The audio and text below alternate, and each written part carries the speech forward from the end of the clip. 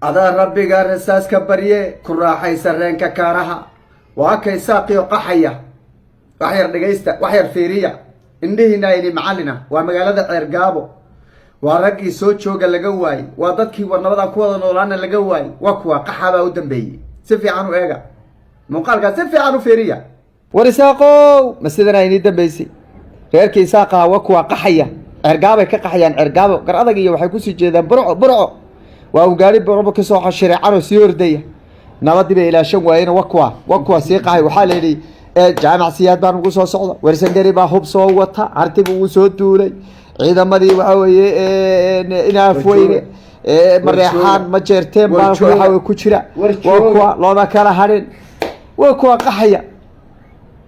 qaxaya waxa soo gaariya fiiriyadi waa 24 saac ugu dambeeyay saasay u sii qaxayaan waa qof kuma harin ciidan bas magaalada looga tagay magaaladii waxa ka dhigeen gooja caday ka dhigteen gooja caday kuwa sii qulqulaya magaalada Ceergaabo qaxya barakacba ka socda muuqaalo horena waan idin kula wadaagay iyagoo maqal iyo muuqaalana waabad u jeedaan oo waad aragtaan ma aha micnaheedu inay qaxayaan isaaqo kaliya laakiin inaad xoog isbiddo oo duulaan baan diyaar u ahay tiraahdo oo aad dad si ula kaca u leyso oo aad abaabul bilowdo oo magaalada ciidamo ku soo daadgurayso oo aad tiraahdo meeshan adeer meelihii oo kale ma aha aad ku hanjabtay waxay ahayd in aad gagsataan oo qaxa joojisaan oo ina dhinac u bixin oo kalsooni muujisaan oo ciidamada waxa weeye aad iyo awoodad ku faanaysaan aad shacabka ku ilaashataan bay ahayd laakiin inaad hanjabto haddana aad qaxday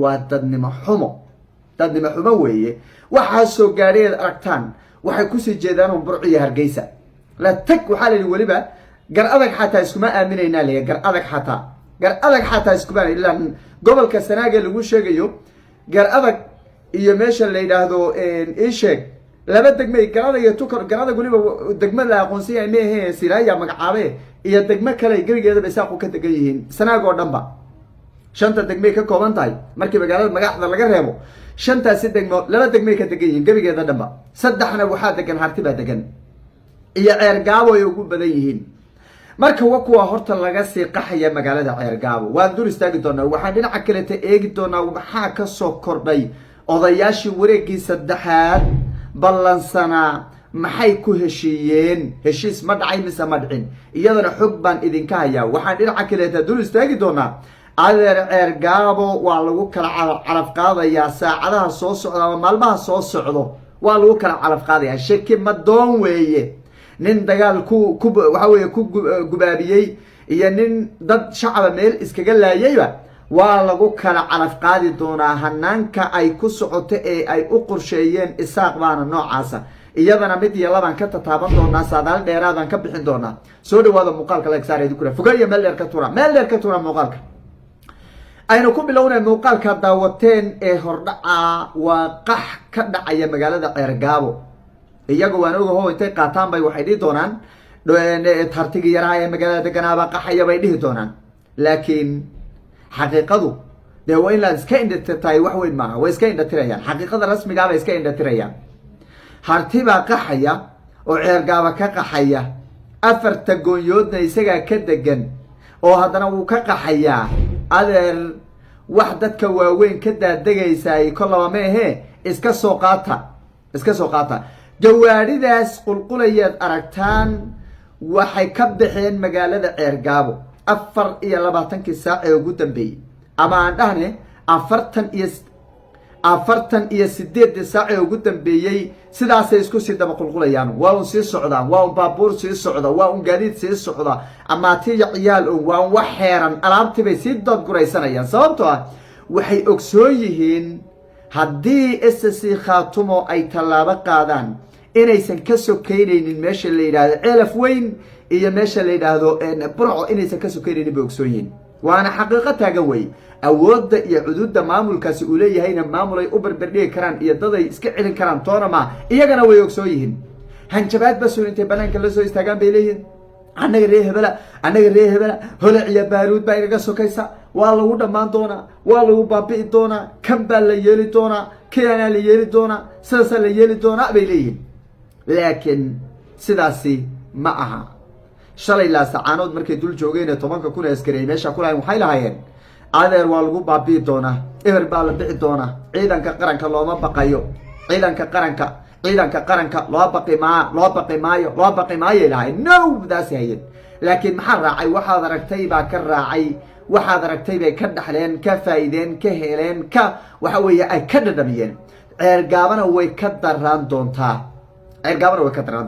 shalay iyadoo la wada degan yahay, maamulka la wada leeyahay, nabad lagu wada nool yahay, dadku ay isku kala adeeganayaan, dhinacyadu waxa way isku gudbayaan, ayaa dad shacab intay soo gudbeen bay dad shacab ay waliba daantoodii ku laayeen oo xabad dhag ka siiyeen.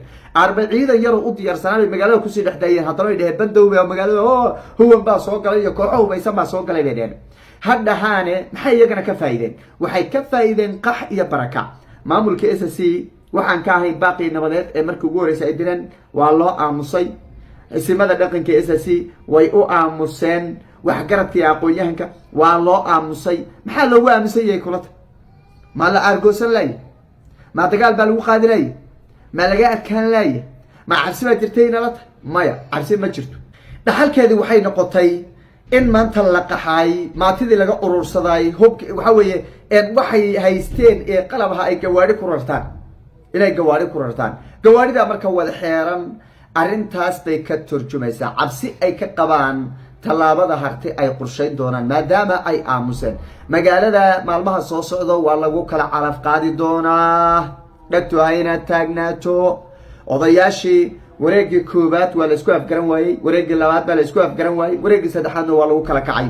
adeer waxaa la yidhi annaga maamulka annaga haddaan hartinahay meeshaan la hoos dhulkaanada meeshaan la hoos tegayno iyo meeshaan la aadayno annagaa garanayna. adiga jamhuuriyaddaada iyo waxaad sheeganayso meeshaan la aadaysa aday ku taalaaba la yidhi. odayaashina waxay dhahan annagu taa ma soo qaadi karno oo muuse bixi baa naga dambeeyo, ma soo qaadi karnaa le, ma dhigi karno calanka SSC qaybtiina ka taagta ma dhigi karno. waa lagu kala dhaqaaqay wariya xaal.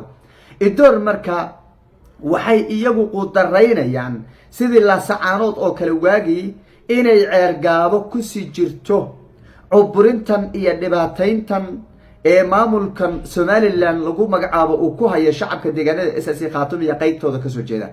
taas bay wali qudaraynayaan marka. waa quudareen nacasnimo. waxaa la rabaa qofka aqilka inuu qiimeeyo jawiga meesha uu wax u socdo, inuu cashir ku qaato wixii soo maray, in waqtiga dheereed joogtay ee ilaahay ku siiyey inaad wax badan ku fahamtaa loo baahan yahay. laakiin haddaad waxbana ku fahmi weydo, waxna ku qaadan weydo, waxna waxa weeye waqtigaadii dheeraadeed joogtay iska noqdo waqti iska jooga ay noqoto, dhibaatadeeda ay leedahay. taasayna u muuqataa inay ay tahay xaaladda hadda ay quudaraynahayaan. SSC Khaatumo tallaabay qaadi doontaa, shacabkeedana way ku filan tahay, shacabkeeda difaaciisa way ku filan tahay. maanta Puntland baan garab looga baahnayn, waxa weeye dowlad federaal baan garab looga baahnayn, maamul goboleed kale aan garab looga baahnayn. haddii nabad wax lagu waayo dee tallaabada qaadaay waxay noqonaysaa tallaabo xaq ah oo ay ku difaacayso shacabkeeda iyo dhulkeeda ay ku difaacaysay noqonaysaa. waana midda ceergaabo ay ku socoto, waana lagu kala bixi doonaa sida aan rajaynayna maalmaha soo socda hadduu alla idmo. isaaq marka waxaan leeyahay adeer, markii nabadda lagu wada degan yahay ayaa fiican inaad wax garataan oo aad ku far adkaataan. haddii ay noqon weyday inaad qaxdaan ood barakacdaan waa inaad u adkaysataan, adkaysigeeda lahaada. waxaa soo gaadhiyeed dabageliseen harti xagga u qixi harti dhulku deganaa. dhulkan ceergaabo dooxay ahayd, dad hartiya deganaa, ayagaa iskale, ayagaa weli degan. xaggee loo qaxaya? haddiise xataa ayba dhacaan inay soo baxaan dee lug bay kusoo baxayaan. jiidaliba intaad aragtay u jirtaa oo degma ah, jiidali intaad aragtay u jirtaa dee way iska soo baxayaan, saasay iska soo baxayaan. adu laakiin markaad tiraahdo waan qaxaya magaalaan aadaya, dee meesha kugu dhawaad aadaayey waa 60 kilomitr. 60 kilomitr meesha kugu dhawaad u qaxdo 60 kilomitr wey. marka dhibaatadaas idinka isbaday mooyeena daaroodinimo badin. hadhow hana eedaynina, hadhihina daarood baa saana baday, dhibaatada nagu sameeyey. 33 sano lafa wadatayna maanta haddana inaad dhahdaan lafaan wada qaadataan oo dhahdaan haddana 33 sano oo kale daarood baa maalintaas sidaa noo gala dhahdaan. annaga naftirkaana dee waxaan aad iyo aad waxaa kuma faraxsanin run ahaantii. marka dhibaatada marka daarood inama badin nigumana samaynine idinkaa isbaday oo halkaa isdhigteena ogsoonaadaysaa qow waxaad samayseen ayaad midhihiisa gudanaysaan ood guranaysaan waa waxaad idinku samayseen midhihiisi baad guranaysaan marka si fiican u gurta qaxin iyo barakiciina wata